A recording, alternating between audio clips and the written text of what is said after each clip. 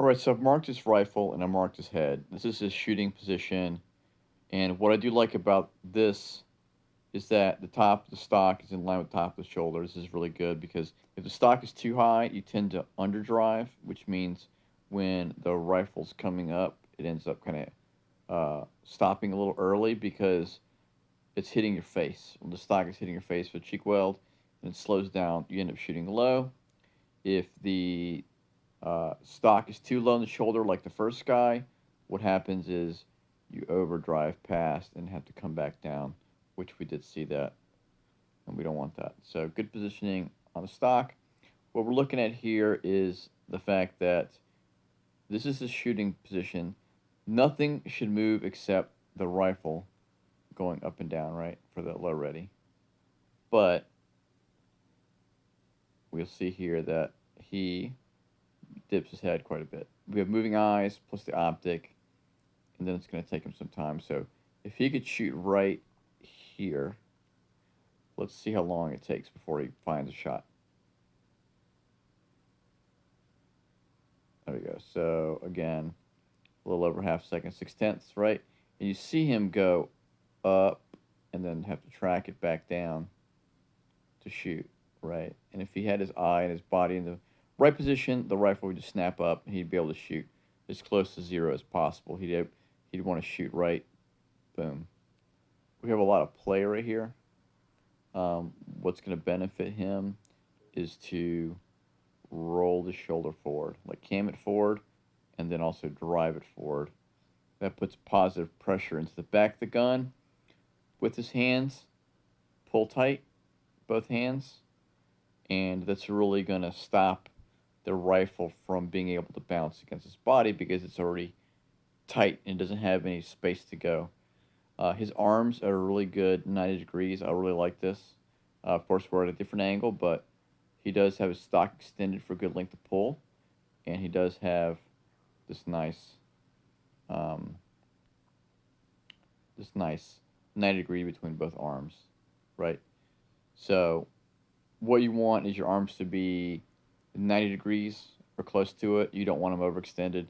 You start losing control of the rifle. You start getting a lot of left to right wobble, or you'll see it where it'll push away and you have to pull it back, push away and pull it back.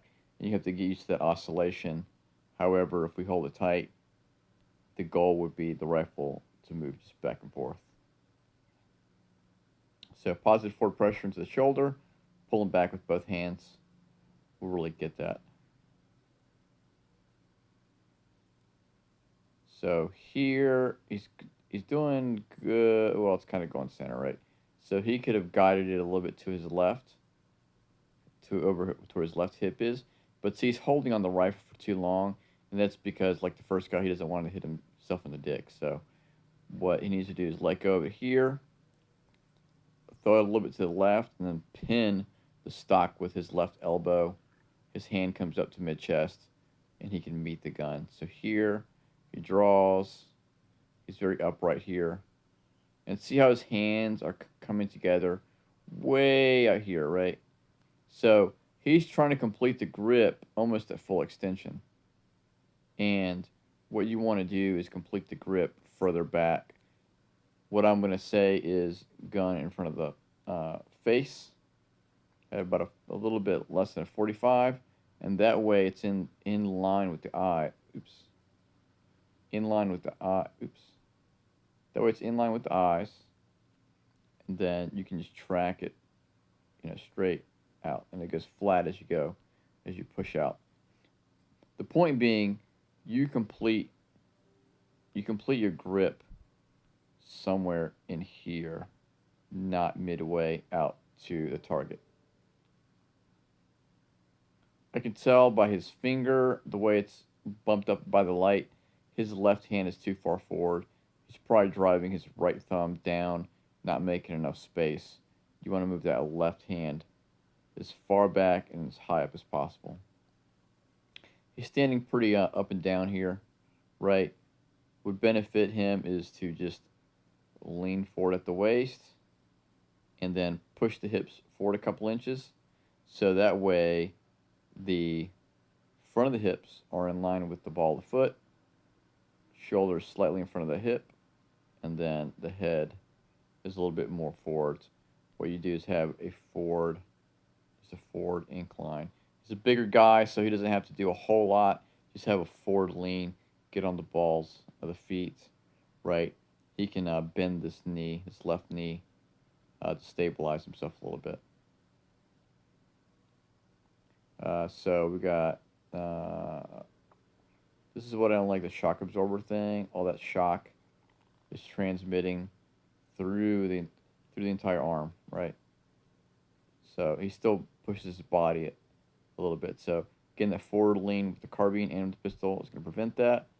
What he needs to do is positive forward pressure into the back of the gun and pulling with the left hand. That's going to help with that. Let's look to see where he's at. So I'm going to tighten this line up here. From this angle, I can't really see that he's looking over the sights too much, so he's doing okay. Let's move on.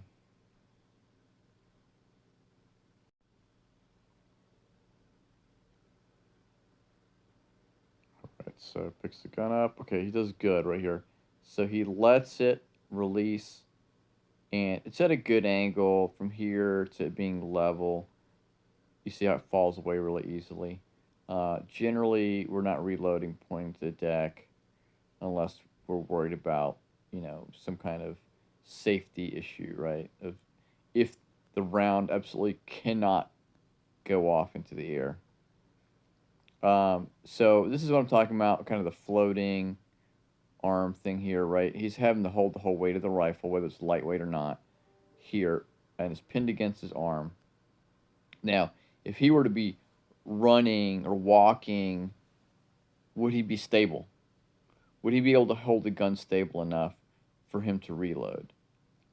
Right, so again, what I would say is drive the stock behind the elbow, right, and so I'm going to give you an angle.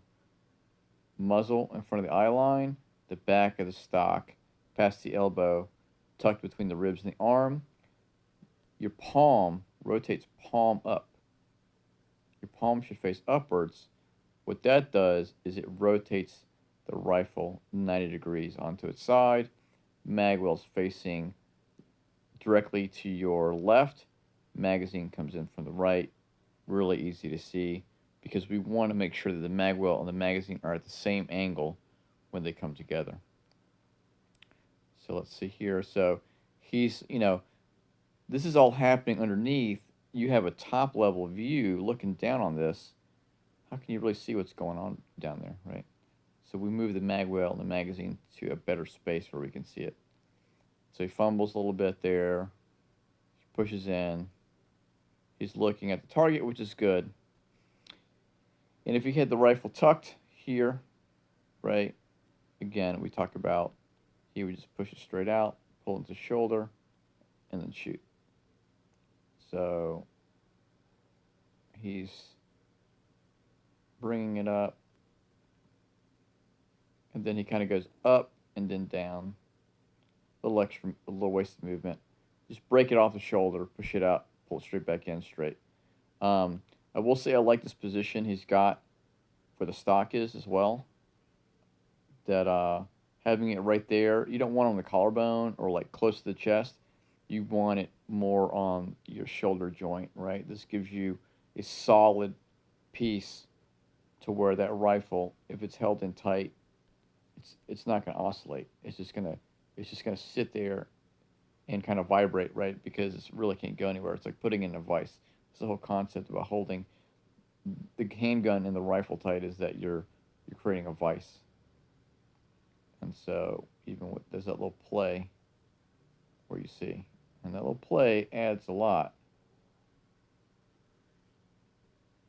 But otherwise pretty solid.